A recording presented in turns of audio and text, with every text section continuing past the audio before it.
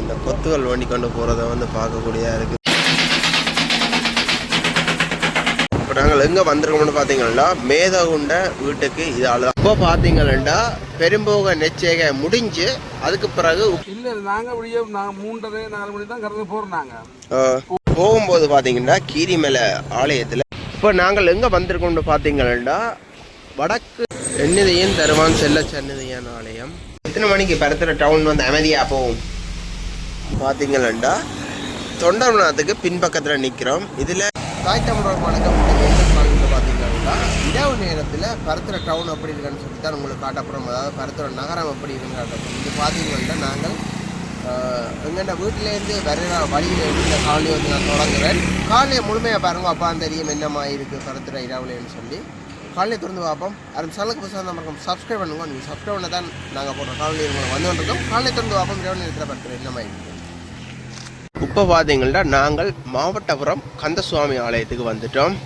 இதால் தான் இப்படிய பயணம் தொடர போகுது. இப்போ எங்களோட பயணங்கள் தொடர்றதுக்கு ஜெஃப்னா விதுவும் பாரத். விது என்ன மாதிரி போவோமா?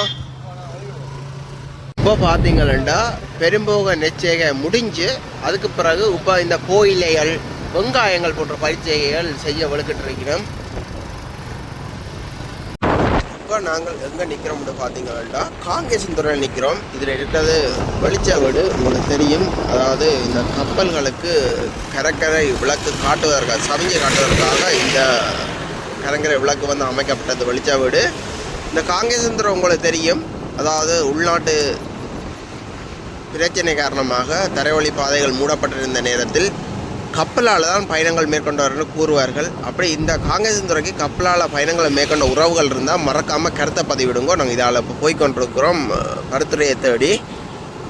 போகும்போது பார்த்தீங்கன்னா கீரிமலை ஆலயத்தில் தேங்குழல் வித்தவையில் இப்போ நாங்கள் வேண்டி இப்போ சாப்பிட்றதுக்காண்டி கொண்டு போகிறோம்.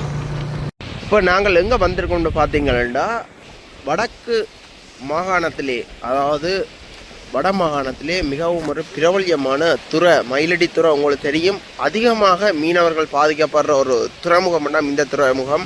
அதாவது இந்தியாவுக்கும் இலங்கைக்கும் இருக்கிற இந்த எல்லை பிரச்சனை காரணமாக வந்து மீனவர்கள் அதிகமாக வந்து எங்கள்ட வடக்கு கடற்பகுதியில் வந்து செல்றதால இங்கே எங்கண்ட மீனவர்களோட வாழ்வாதாரம் வந்து அதிகமாக பாதிக்கப்படுது. இதில் நிற்கிற இந்த பெரிய இழுவை படகுகள் இல்லாமல், இழுவை விசை மடி படகுன்னு சொல்கிறது, இந்த படகு எல்லாம் வந்து இந்தியான படகு இல்லாமல் அங்கே தண்ணிக்கு தாண்டு இருக்குது. இதில் இருக்கிறது வந்து எங்கண்ட இந்த சின்ன படகு வந்து எங்கண்ட இலங்கை மீனவர்களுடையது, அதாவது எங்கண்ட மயிலட்டி மற்ற நீர்குளம் மீனவர்களுடையது இந்த படகுகள். இப்போ நாங்கள் பலாலிக்கு வந்துட்டோம். உங்களுக்கு தெரியும், பலாலி ஈழப்போரின் போது இடம்பெயர்ந்து சென்ற எங்கள்ட உறவுகளின் காணி வந்து இன்னும் விடுவிக்கப்படாமல் இருக்குது. இந்த பலாலி மண்ணை வந்து பிரிஞ்சு வாழ்கிற உறவுகள் இந்த காணொலியை பார்த்தீங்கன்னா மறக்காமல் கருத்தை பதிவிடுங்க. நாங்கள் இப்போ இந்த பலாலியால் தான் போய்கொண்டிருக்கோம்.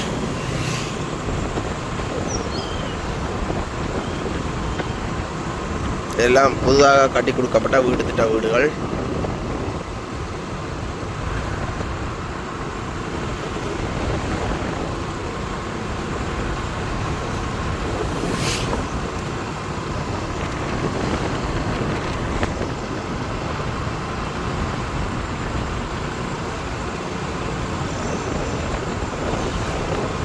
நான் பலாலியை பற்றி ஒரு புல் வீடியோ ஒன்று செய்து போட்டிருக்கேன். முடிஞ்சால் உறவுகளே பாருங்க, ஒரு கருத்தை பதிவிடுங்க, அந்த காணொலியை போய் பாருங்க எப்படி இருக்குன்னு சொல்லி. நானும் திருச்சியனும் தான் இன்றைக்கு வந்து கருத்துரைக்கு இரவு வீடியோ எடுக்க போகிறோம். என்ன மாதிரி பயணங்கள் இல்லை ஓடிக்கிறோம். எனக்கு என்னென்னா 8 மணிக்கு பிறகு பைக் ஓட மாட்டாராம், 7 மணிக்கு பிறகு ஏன்னா கண்ணில் வந்து லைட் அடிக்குமா. இன்றைக்கு ஓடுறாரா இல்லையோன்னு பார்ப்போம். இப்போ நாங்கள் பார்த்தீங்கன்னா தொண்டர்நாத்துக்கு பின்பக்கத்தில் நிற்கிறோம். இதில் இந்த வீச்சு வேலையில் இறால் பிடிக்கிற ஆட்கள் வந்து வந்துட்டோம். இன்னும் கொஞ்சம் இருட்டு படம் வந்து இந்த இடத்துல இறால் வந்து அதிகமாக பிடிச்சி கொண்டு இருக்க வந்து பார்க்கலாம். எண்ணிதையன் தருவான் செல்ல சன்னிதையான் ஆலயம், செல்ல சன்னதி முருகப்பெருமான் ஆலயம். இப்போ நாங்கள் தொண்டமனாறு கிராமத்தால் போய்கொண்டிருக்கோம். தொண்டமனாறு களியை அடுத்ததாக பார்த்தீங்கன்னா மேத பிறந்த ஊரான வெள்ளோட்டுத்துறைக்கு போவோம். வெள்ளோட்டுத்துறையால் தான் அப்படியே கரையோரத்தால் தான் நாங்கள் கருத்துறைக்கு போகிறோம். காலையில் நீங்கள் தொடர்ந்து பாருங்க, அப்போ உங்களுக்கு தெரியும் என்ன மாதிரி பருத்துறை அவ்வளோ இருக்குன்னு சொல்லி. இப்போ நாங்கள் எந்த இடத்துக்கு வந்துட்டோம்னு பார்த்தீங்கன்னா வல்வெடித்துறைக்கு வந்திருக்கோம். இந்த வல்வெடித்துறையை பற்றி நான் சொல்ல தேவையில்லை, அப்படி சொல்கிறேன். இந்த வல்வெடித்துறைக்குன்ற ஒரு தனிப்பெருமை இருக்குது. அமெரிக்காவுக்கு ஒரு வேப்பமரத்தினால் செய்யப்பட்ட கப்பல் ஒன்று இங்கேருந்து கொண்டு செல்லப்பட்டது. அது மட்டும் இல்லை, இங்கே நடக்கப்படும் இந்திர விழாவில் விடப்படும் புகைக்குண்டு வேறு எங்கேயும் விடுவதில்லை, இலங்கையில் இங்கே மட்டும்தான். அதோட மிகப்பெரிய ராட்சச பட்ட திருவிழா நடக்கிற ஒரு ஊரும் இந்த ஊர். அது மட்டும் இல்லை, இங்கே மேதகு பிறந்த ஊர், வீரம் விளைந்த மண். இந்த ஊருக்கு சொல்ல வேண்டிய அவசியம் இல்லை, அப்படி பல பெருமைகள் இருக்குது இந்த ஊருக்கு. இப்போ இந்த ஊரால் தான் நாங்கள் அப்படியே கரையோரத்தால் அப்படியே போய்கொண்டிருக்கிறோம். இதோட கிரௌண்டுக்கு பாருங்க, ஃபுட்பால் விளையாடி கொண்டிருக்கணும். இப்போ நாங்கள் எங்கே வந்திருக்கோம்னு பார்த்தீங்கன்னா மேதகுண்ட வீட்டுக்கு இதால் தான் போகிறது. இதில் இருக்க ஆலமரம் உங்களுக்கு தெரியும். அதுக்கு அங்கால எம்ஜிஆர் சதுக்கம் இருக்குது. இங்கே பாருங்க, இதால் தான் போகணும் மேதகுண்ட வீட்டுக்கு. எம்ஜிஆர் சதுக்கத்தால் நாங்கள் அப்படியே கரையோரத்தால் போய் கொண்டிருக்கோம் பருத்துறைக்கு. பருத்துறை என்னமா இருக்குன்னு சொல்லி பாவண்டியாவில். இப்போ நாங்கள் வல்வெடித்துறையில் இந்த ஊரணி ஊற்று நனி ரூட்டு அது பொலிகண்டி என்ற இடத்துல நிற்கிறோம். இப்போ வந்து மீனவர்கள் அநேகமாக நினைக்கிறேன் கடலுக்கு போயிட்டு நம்ம நினைக்கிறேன். நாங்கள் இதால் தான் இப்போ போய்கொண்டிருக்கிறோம். போட்டுகளுக்கு ஆக்கள் போய்கொண்டிருக்கிறோம்.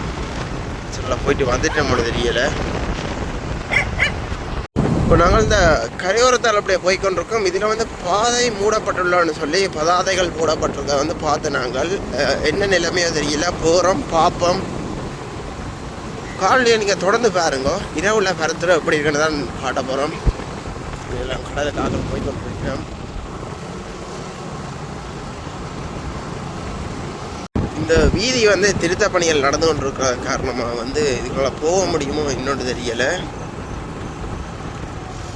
இந்த பாதை வந்து பார்த்தீங்கன்னா இப்போ திருத்த பணி நடக்கிற காரணமாக நாங்கள் வந்து அந்த ஊருக்குள்ளால தான் போய்கொண்டிருக்கிறோம்.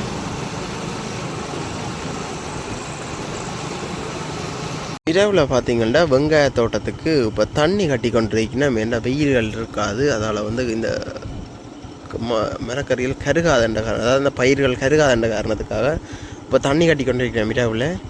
அந்த பாதையை சுற்றி கொண்டு நாங்கள் இதால் வந்து மறுபடியும் வந்து கடற்கரைக்கு ஏறிட்டோம்.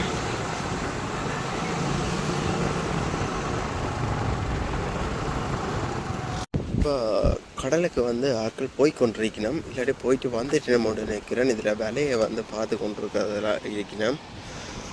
ஏன்னா தண்ணி கொஞ்சம் கூடவா கிடக்குது, இல்லாட்டி நடந்து போகலாம், அதான் என்னென்னு தெரியலை, பார்ப்போம். இப்போ நாங்கள் இந்த இடத்துல விலையக்க அண்ணா வந்து போட்டுக்கு விலையேற்றி கொண்டிருக்கிறார். அண்ணா வணக்கம். வணக்கம் வணக்கம், சொல்லுங்க. என்னம்மா கடலுக்கு போக விளக்கிட்டீங்களா? இல்லை, நாங்கள் அப்படியே நாங்கள் 3:30-4 மணி தான் கடலுக்கு போகிறோம். நாங்கள் போய் நாங்கள் ஒரு 9 மணிலேருந்து 10 மணி ஆனால் இல்லை போட்டு வந்துடுவோம். 50 ரூபா போட்டு. ஆனால் எங்களை 24 கரெக்ட் மீன் தான். அப்போ இப்போ எத்தனை மணிக்கு இந்த விலையில் செய்கிறீங்க? ஏன்னு இப்போ இந்த விலையில் உப்பை சரி பார்க்குறீங்க? இப்போ சரி பார்க்குறது பழசை ரக்கி போட்டு புது விலை போட போகிறோம். 5 விலை பழசு எல்லாம் ரக்கி போடுவோம். இப்போ என்ன மீன் அப்போ பிடிபடுது? துள்ளு மண்டை, பாறைக்குட்டி, துள்ளு மண்டை, பாறைக்குட்டி, சின்னது, சீலா. பெரிய மீனெல்லாம் ஒன்றும் இல்லை. பெரிய மீனுக்கு அது பெரிய விலை. ஏன்னுப்பா கடல் சீரட்டில் அப்படியா இருக்கோ? இல்லை, அது உங்களுக்கு வெட்ட தேர்ந்தவங்களுக்கு உள்ளுக்கு இருக்கிற ஆக்களுக்கு பார்க்க கடல் இதாக எங்களுக்கு எல்லாம் சர்வதம். அப்போ நீங்கள் இரவில் போகிறீங்களா விடியப்புறம் தான் போடுறீங்க? நாங்கள் விடியப்புறம் தான் நாங்கள் போகிறோம். அப்போ என்னம்மா இங்கே இந்த இந்தியா ரோலர்கள் பிரச்சனைகள் இருக்கோம் இந்த கரையில்? இந்தியா ரோலர் இல்லானாலும் பெறமாட்டானுங்க.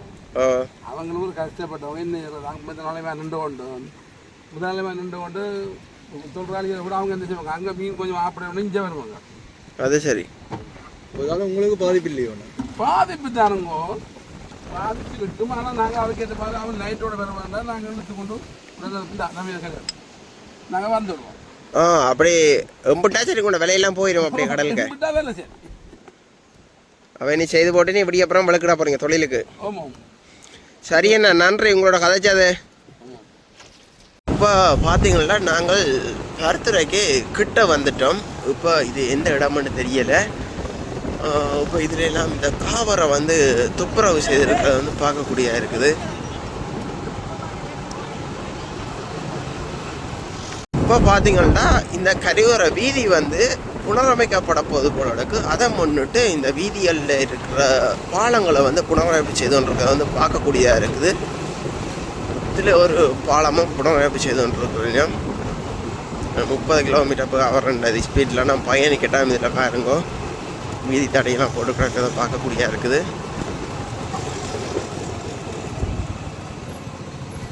ஆட்டோ வந்து ஒன்று இருக்குது.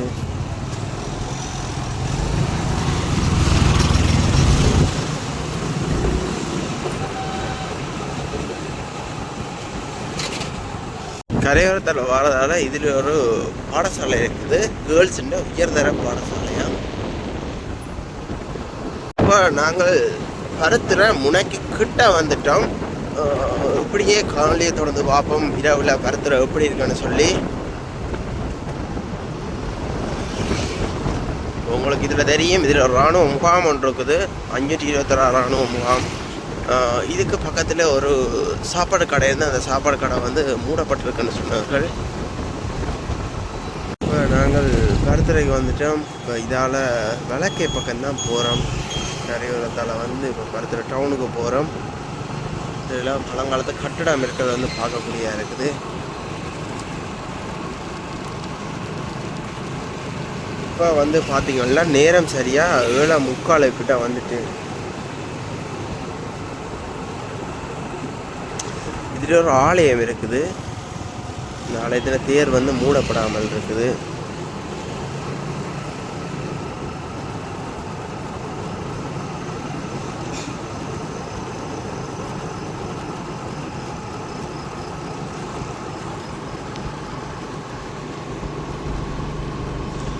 இந்த கொத்துகள் வண்டி கொண்டு போகிறத வந்து பார்க்கக்கூடியதாக இருக்குது.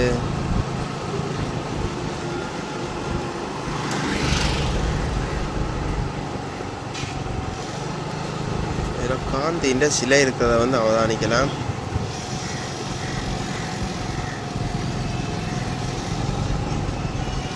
இன்னும் உடுப்பு கடையில் வந்து பூட்டப்படவில்லை.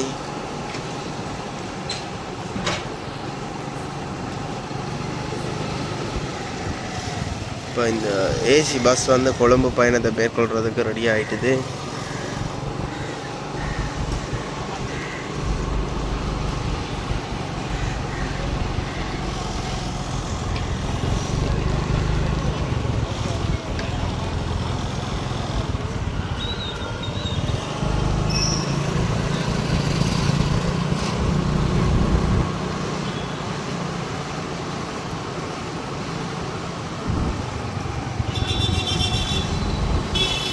இதுதான் பருத்துறை டவுன்.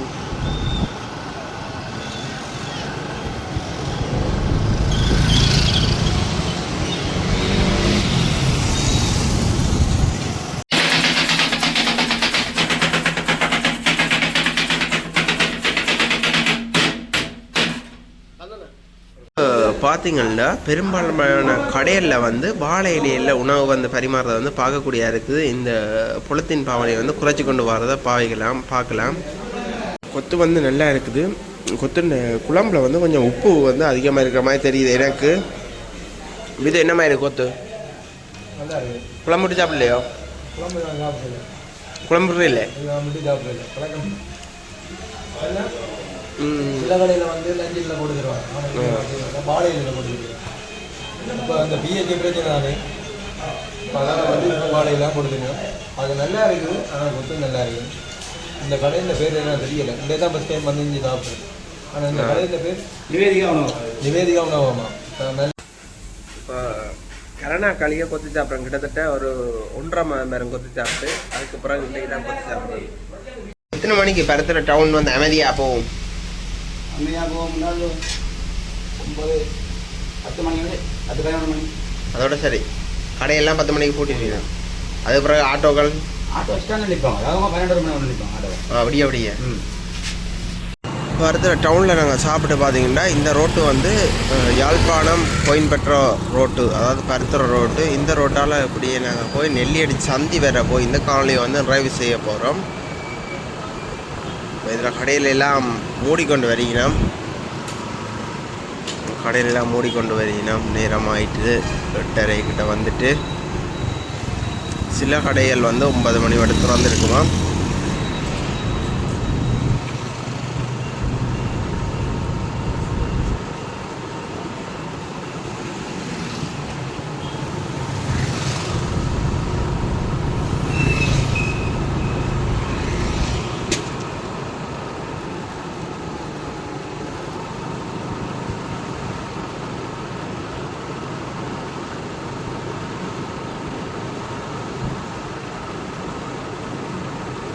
இப்போ எல்லா இடம் வந்து சூப்பர் மார்க்கெட்டுகள் வந்ததில் வந்து கொஞ்சம் பார்க்கக்கூடியதாக இருக்குது சூப்பர் மார்க்கெட்டுகளை.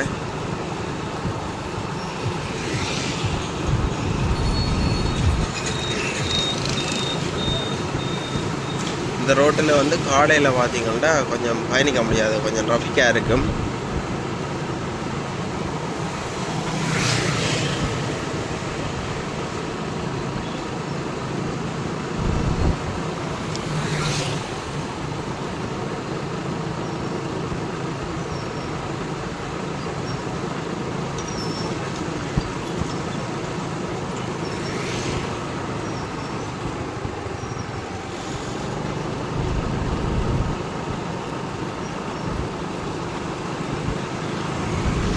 இப்போ பார்த்தீங்கன்னா நாங்கள் பருத்துறை டவுனை விட்டு விலத்தி இப்போ கிட்டத்தட்ட நெல்லியாடி டவுனுக்கிட்ட வந்து கொண்டிருக்கிறோம். இந்த வீதி ஓரங்களில் பார்த்தீங்கன்னா இந்த தள்ளு வண்டி கடையல், அதாவது இந்த பச்சியல் மற்றது இந்த கரம் சுண்டல்கள் போன்றவற்றை வந்து பார்க்கக்கூடியதாக இருக்குது. இதில் பாருங்க கல்யாண மண்டபங்கள் இருக்குது. மருதங்கனி போகிற ரோட்டை இதான் நல்ல மருதங்கனி போகலாமாம்.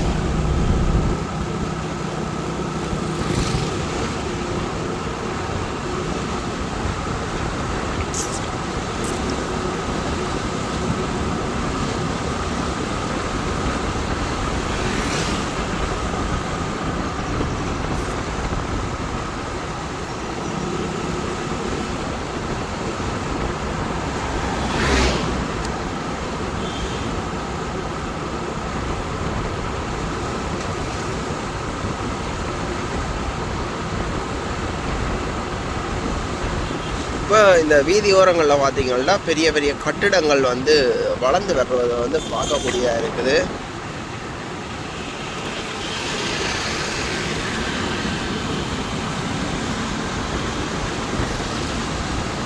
இப்போ நாங்கள் பார்த்தீங்கன்னா மந்திய சந்திக்கு வந்துட்டோம்.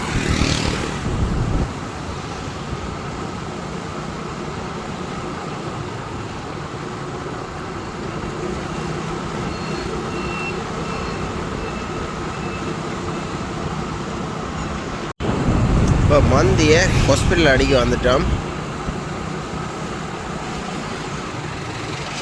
இந்த இருக்கிற ஜங்ஷனில் ஒரு 5 மீட்டரில் மந்திய வைத்தியசாலை. இது மந்திய வைத்தியசாலை. இரவு நேரத்தில் இந்த வீதியில் செல்வதற்கு மிகவும் ஒரு முக்கியமான விஷயம் என்னென்று பார்த்தீங்கன்னா இந்த தெருநாய்களால் தான் வீதியில் அதிகமான விபத்துகள் வந்து நடக்கிறத வந்து பார்க்கக்கூடியதாக இருக்குது. அதோடு வந்து பார்த்திங்கன்னா இந்த பட்டி, இந்த மாடு ஆடு பட்டியல் இருக்குது. அதுகள் வந்து ஆடு வந்து பெரும்பான்மை வீதியோரங்களில் நிற்கிறதில்லை. இந்த மாடு வந்து இந்த மேய்ச்சல் தரவேலுக்கு சென்று விட்டு திருப்பியும் வந்து பார்த்திங்கன்னா இந்த ரோட்டுகளில் நிற்கிறதால வந்து விபத்துகள் ஏற்படலாம் பார்க்கலாம். அதுன்ற உரிமையாளர்கள் வந்து அதை கொண்டு இந்த பட்டிக்கு அடைக்கிறதில் அதை வந்து வீதிகளில் நிற்கிறதால பார்த்திங்கன்னா அதிகமான விபத்துகள், அந்த மாட்டின உயிரும் வந்து அநியாயமாக போகிறதையும் வந்து பார்த்துக்கொள்கிறோம். அதால் விபத்துகளையும் ஏற்படுறதை பார்த்து கொண்டு இருக்கிறோம். இதுகளை வந்து சில உறவுகள் வந்து கவனித்து அந்த மாட்டின உயிர்களையும் காப்பாற்றலாம், மனிதர்கள் வந்து காயப்படுறதையும் காப்பாற்றி கொள்ளலாம்.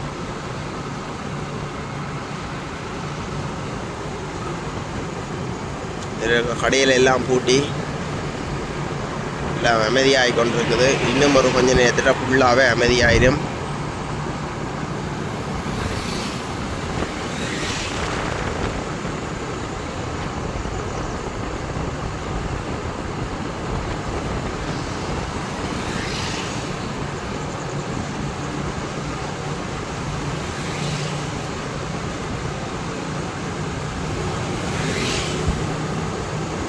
இதில் ஒரு ஆலயம் இருக்குது பாருங்க, தெரியும் நினைக்கிறவங்க வெளிச்சத்துக்கு.